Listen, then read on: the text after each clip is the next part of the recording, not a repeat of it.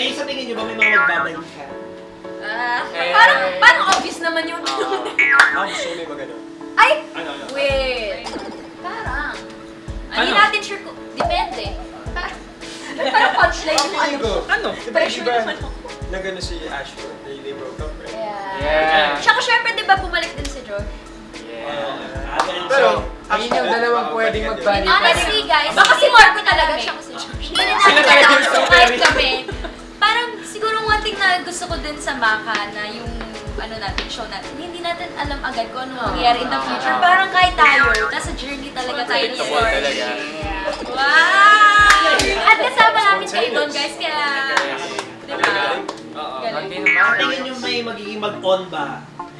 In real life? Puro in real life naman, Maka tayo.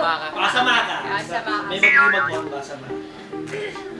Kanina may chemistry si Bryce siya kasi Sean. Love it. Siguro